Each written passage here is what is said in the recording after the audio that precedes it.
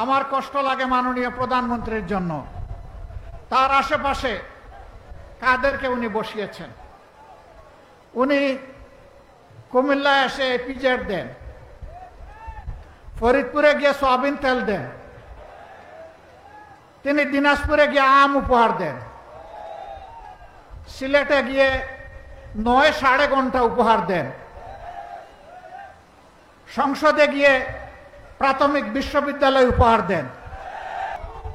আমার করুণা লাগে, প্রধানমন্ত্রীর এই পদটা রাষ্ট্রীয় পদ, তিনি রাষ্ট্রের প্রধান নির্বাহী, তার দিকে তাকিয়ে বিশ্বের জনগণ বাংলাদেশকে হিসাব করবে।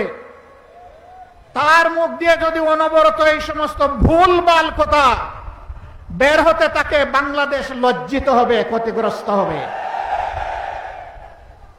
জনগণ সমর্থন দিবে, প্রশংসা করবে। জনগণ যখন দেখবে জন আকাঙ্ক্ষা বাস্তবায়নে আপনি এবং আপনার সরকার আন্তরিক, কিন্তু জনগণ যখন দেখবে ৭০ ভাগ মানুষের রায়কে আপনারা অপমান অগ্রাহ্য করছেন, জনগণ বসে বসে আঙ্গুল চুষবে না। রায় দিয়েছে জনগণ, মানতে হবে সরকারকে। যে সরকার জনরায় মানে না, সেই সরকার জনগণের সরকার হতে পারে না। সংসদে তারা বলেন তাদের হিসাব অনুযায়ী বিভিন্ন মেকানিজমে সরকারে গিয়ে এখন বলছেন ৫১ ভাগ মানুষ তাদেরকে ভোট দিয়ে সরকার গঠনের সুযোগ দিয়েছে। ভালো কথা, কিন্তু ৭০ ভাগ মানুষ যে ভোট দিয়ে বলেছে